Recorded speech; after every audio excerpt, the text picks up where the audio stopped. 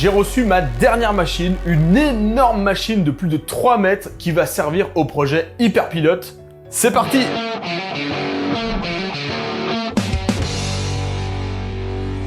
Avant de commencer, sachez que la machine vient de chez Optimachine, Optimachine qui sponsorise cette vidéo.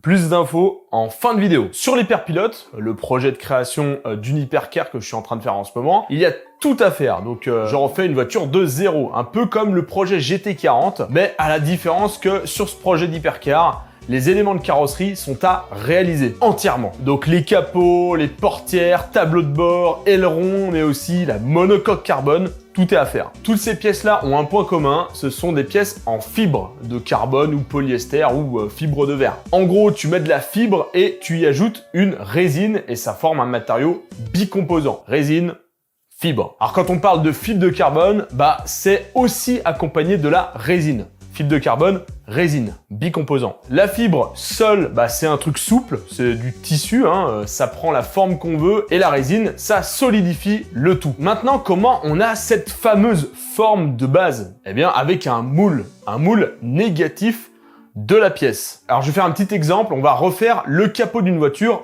en fibre. On commence par se munir d'un vrai capot, donc le capot d'origine en tôle, et on va le préparer pour qu'il soit propre, un minimum. Et on va venir le recouvrir de fibres. On démoule et on vient de créer le moule négatif de notre capot. Ensuite, on n'a plus qu'à faire des tirages dans ce moule négatif. Mais quand tu veux faire un capot d'une voiture qui n'existe pas physiquement, ou alors pas encore, c'est là que c'est un peu compliqué, et c'est là qu'il faut créer ce fameux capot pour faire le moule négatif. Et c'est ça la grosse différence. Et là, on parle plus de reproduire une pièce qui est existante. Là, il faut faire ce qu'on appelle un master. Et en gros, le master de la voiture, ça sera l'Hyperpilote en taille réelle, taillé dans de la mousse pour sortir, comme vous l'avez compris, tous les moules négatifs. Le souci, c'est comment avoir ce genre de master. Eh bien, il faut l'usiner dans de la mousse haute densité. Et là, deux solutions se présentent. La première, faire sous-traiter l'usinage. Donc, en général, les mecs, ce qu'ils font, c'est qu'ils posent un gros bloc de mousse et une énorme machine de 5 ou 6 axes, ça dépend, vient tailler le master. Et à la fin, on a une voiture en mousse. Et la deuxième solution, et vous l'avez peut-être deviné, c'est d'usiner à l'atelier tout ça. Donc dans mon atelier, donc le faire moi-même. Le problème de cette deuxième solution, il faut une machine. Alors moi j'ai déjà des machines numériques, j'en ai deux, donc il y a la Deckel. Donc elle est vraiment spécialisée dans les métaux et tout ce qui est gros bourrinage de gros copeaux, mais elle est pas assez grande déjà, et puis elle est pas du tout adaptée à de l'usinage de la mousse. La broche ne tourne pas assez vite par exemple, enfin bref, c'est pas une machine qui est faite pour. Et j'ai une deuxième machine, une CNC que j'avais fabriquée à l'époque, qu'on voit à l'image. Bon en fait elle est pas assez grande, donc il me faut une nouvelle machine. J'ai donc commandé une toute nouvelle machine, et c'est celle que je vous présente dans cette vidéo. Et c'est un très gros investissement pour moi, c'est un des plus gros pour le projet Hypercar, clairement. Mais figurez-vous que, pour l'anecdote, la solution de sous-traitance, donc de faire les pièces par une boîte, était plus cher, mais genre beaucoup plus cher que l'achat de cette machine. Faut bien comprendre aussi un truc, c'est que cette machine-là que j'achète pour cette opération, elle va me servir à plein d'autres choses. Mais ça, je vais vous expliquer juste après. Je vous présente l'UT1530 de chez Optimachine. Optimachine qui collabore avec moi pour le projet Hypercar. D'ailleurs, restez jusqu'à la fin, on a une surprise et des trucs à vous faire gagner, donc voilà. Cette machine, c'est une grosse bestiole qui m'a donné des sueurs quand on a dû l'installer avec l'équipe de chez Maser Engineering. Vous vous rappelez, c'est l'entreprise qui a déplacé mon tour et ma fraiseuse dans l'ancien épisode atelier, dispo ici. Donc c'était un peu galère parce que la machine, elle passe tout juste dans la pièce qui lui est dédiée. Vraiment, il y a 60 cm entre le mur et la machine. De l'autre côté, on peut pas passer. Mais au moins, elle est isolée, parce que bon, ça fait un petit peu de boucan, ce genre de machine. Pour vous donner une idée, on est sur une broche de 5,6 kW. Et ça tourne à 18 000 tours par minute en Vmax, ça rigole pas. Déplacement par crémaillère en X et Y et vis à billes sur le Z, le tout sur moteur pas à pas. Je crois que la machine sans l'armoire fait plus d'1,5 tonne. Donc c'est un bon bébé quand même. Aujourd'hui, on est avec l'équipe Optimachine pour régler ma nouvelle machine, donc le CNC routeur qui fait 1500 par 3000 mm en niveau course. Cette machine, elle va me servir pour l'Hyperpilote. Donc là, ce qui va se passer, c'est que je vais mettre plein de blocs de mousse et je vais les usiner un par un et on va les empiler comme un Lego et ça va faire une voiture à la fin. Donc c'est le rôle premier de cette machine. Évidemment, elle va avoir d'autres rôles. J'ai en tête par exemple des gabarits pour souder. Donc on va mettre une grosse planche, on va faire plein de trous de guidage avec des goupilles et on pourra caler nos tubes dessus pour faire des gabarits, pour faire un tas de trucs. C'est une machine qui est spécialisée donc dans l'usinage de matières tendres, donc évidemment le bois, la mousse haute densité et du plastique, PVC, tous ces trucs-là. Alors on peut peut-être aller titiller l'aluminium mais sur de la tôle, mais là-bas c'est pas trop fait pour. Et aujourd'hui on va toute la régler, on va d'abord la mettre de niveau parce que là elle est juste posée et en plus elle est mal posée, donc il va falloir remettre les patins pour que la machine soit bien ancrée au sol, qu'elle soit bien posée, qu'elle soit bien rigide de partout. Ça c'est le premier truc qu'on va faire avec Christophe. Donc Christophe c'est le formateur et celui qui fait les installations chez les clients chez Optimachine. À la fin, une fois que la machine sera toute prête, donc on va installer les pompes, tous les trucs. Donc il y a tout un système d'aspiration, tout un système d'aspiration de copeaux et une aspiration au niveau de la table. Et il va me faire une formation pour m'apprendre à me servir de tout ça. J'ai déjà utilisé des machines CN, donc la déquelle, la fraiseuse est déjà une machine numérique. Sauf que là c'est un tout autre logiciel, c'est une toute autre machine. Donc voilà, puis il a forcément plein d'astuces à me donner parce que c'est un gars du métier, donc ça va être trop cool. Et donc c'est parti. Bonjour, je me présente, je suis Christophe Dufour de la société Optimachine. Je suis ici aujourd'hui pour la présentation et l'installation d'un routeur UT 1530A. Donc mon job chez Optimachine, en fait, moi je suis arrivé chez Optimachine il y a 6 ans en tant que technicien installateur, formateur sur machine-outil. Donc en tournage, fraisage, sur machine CNC, comme ce type de machine, le routeur CNC, fraiseuse numérique, tour numérique et en fait tout type de machine-outil qui se trouve chez Optimachine. Voilà, Christophe c'est un crack. D'ailleurs, il a déjà fait une apparition chez Ovid.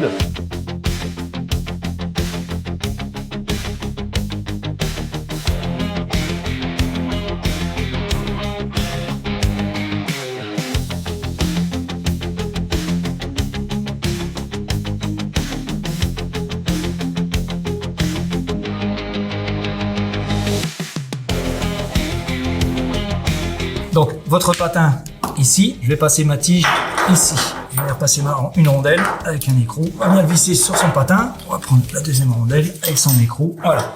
Et donc avec l'écrou ici et cet écrou ici, on viendra faire contact sur le bâti. Et le but c'est que le patin il soit au sol pour pouvoir faire la géométrie correctement.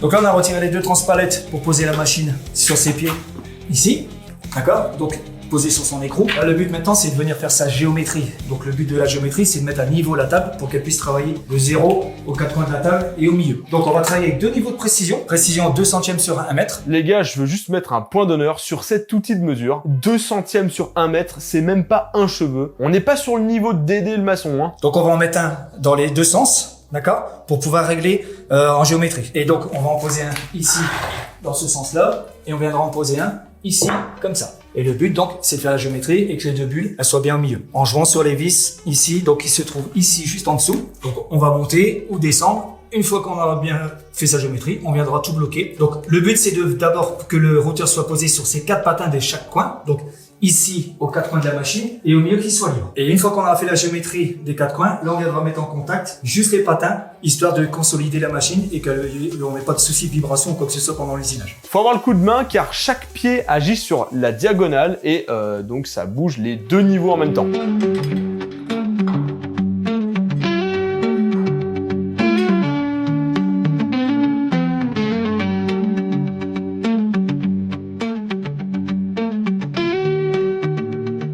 Donc là, les 4 patins des 4 coins sont parfaitement bien réglés. Il en reste encore 4, donc 2 de chaque côté.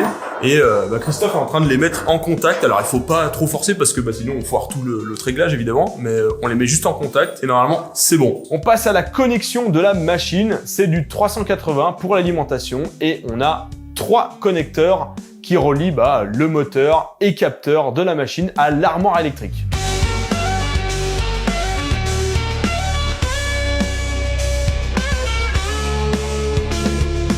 La machine est fournie avec un aspirateur à copeaux, donc c'est super pratique, ça évitera d'en mettre partout parce que je peux vous dire que je vais en usiner de la mousse et la mousse, bah, ça va être un bordel monstre, donc autant que ça soit stocké directement dans le sac, comme ça après ça va à la poubelle, nickel. On peut enfin allumer la machine. La procédure, c'est que quand on allume la machine, elle fait ses origines. Pour faire simple, quand une machine fait ses origines machine, elle se met en fait dans un coin. Et ce coin-là, bah c'est le point 0, c'est le point d'origine, voilà. On s'assure que tout fonctionne, on a même une fonction de calage pneumatique pour positionner les plaques à usiner bien correctement, donc ça c'est plutôt pratique. On a aussi des rouleaux presseurs, donc c'est des trucs jaunes qui servent à maintenir le brut bien plaqué contre la table d'usinage. Honnêtement, je pense que je vais virer ce truc-là parce que bah ça va me gêner plus qu'autre chose pour usiner la mousse, mais bon par contre pour l'usinage de panneaux de bois, je pense que c'est ultra pratique. Il y a aussi une table aspirante, ça permet de brider le panneau à usiner fermement et franchement, ça marche super fort. Ça, c'est cool. On est prêt pour lancer le premier programme que j'ai fait en amont sur SolidWorks, le logiciel SolidCam. Alors bon, honnêtement, j'ai pas encore le coup de main sur ce logiciel. C'est un peu particulier, donc le programme, il est un petit peu pas du tout optimisé. Mais bon, voilà, on apprend. Ça va le faire, de toute façon, il y a largement de quoi s'améliorer avec toutes les pièces que je dois faire, pas de souci. Bon, pour ce premier programme, on part sur un logo GT40. J'avais beaucoup d'inspiration à ce moment-là. Alors avant de balancer une pièce à usiner dans ce type de machine, on a une étape qui s'appelle la FAO, donc fabrication assistée par ordinateur. Et bah, ça consiste à faire et à générer ce qu'on appelle un G-code. Le G-code, c'est le code que va lire la machine pour faire les déplacements adéquats pour réaliser notre pièce. Donc par exemple, avance de 10 mm sur le X, zout, avance de 10 mm sur le Y, zout, fait un arc de cercle, bref, tous ces trucs-là. Et ce G-code, ou plutôt toutes ces étapes d'usinage, il faut les faire sur un logiciel CAM. Et je me rends compte en fait que CAM, bah c'est tout simplement la version anglaise de FAO. Et c'est à ce moment qu'on dit, bah tu prends cette fraise-là de diamètre 6, de hauteur 20 mm, et tu me fais ce contournage, cette gravure, à telle épaisseur, à telle vitesse, etc. Bref, c'est toutes les conditions d'usinage et toutes les étapes d'usinage. Alors forcément, c'est beaucoup moins magique qu'une impression 3D, hein, où pratiquement tout se fait en automatique. Là, ça demande une certaine expérience et une connaissance de l'usinage. Ça se fait pas tout seul. Bref, revenons sur la machine avec Christophe. Donc là, on est sur un test de programme pour faire un gravage d'un logo GT40 sur une planche de bois qui fait 25 mm d'épaisseur. Le but, c'est qu'on va lancer l'usinage. On va venir positionner son outil en X et Y et on gardera une position haute de sécurité en Z pour tester son programme dans le vide avant de lancer vraiment dans la planche l'usinage pour être sûr de ne pas être embêté et qu'il n'y ait pas de risque et que le programme soit bien lu correctement par la machine.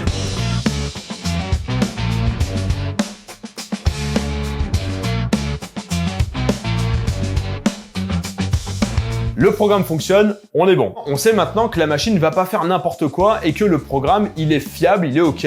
Donc on va pouvoir cette fois-ci attaquer dans la matière.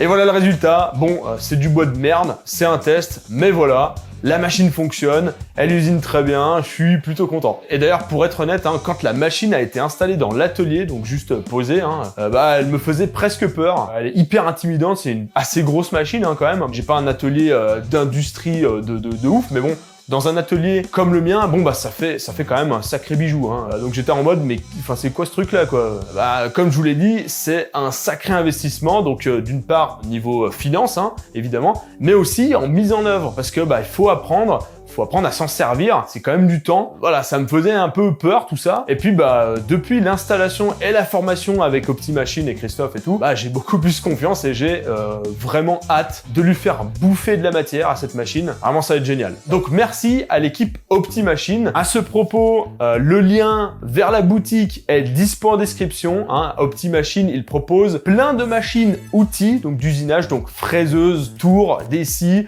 mais aussi du matos de tôlerie, donc pliage, aiguilleuse, guillotine, tous ces trucs-là, de la soudure, travail du bois, la manutention, sableuse, compresseur, aspirateur, mobilier d'atelier, bref, il y a vraiment beaucoup de choix. Donc allez checker si vous êtes intéressé pour équiper votre atelier. Optimachine et moi, on vous propose de gagner cette petite meuleuse de précision de marque Proxion. Il suffit d'aller sur mon Instagram pour pouvoir jouer et participer. C'est super simple, en plus, il y en a 3 à gagner, donc il y a 3 gagnants. Allez, c'est parti pour un petit instant T pour vous donner des nouvelles des projets en temps réel. Donc l'atelier en ce moment, il est fini à 90%, il reste des bricoles, mais franchement, il n'y a plus qu'à. L'hyperpilote, elle est en cours de mise en plan, donc je me tape absolument toutes les pièces et il faut toutes les mettre en plan, donc mettre les cotes, les machins. Je suis en train de contacter aussi tous mes fournisseurs pour la matière, donc les tubes, les découpes, les machins. Il y a certaines pièces qui sont déjà découpées. Bref, ça va bientôt arriver dans l'atelier et on va sortir enfin le poste à souder. Ça va être grandiose. Donc si vous voulez pas manquer ça, abonnez-vous, likez, partagez si vous avez aimé le contenu, commentez si vous avez des questions, je lis tous les commentaires. À la prochaine, tchuss!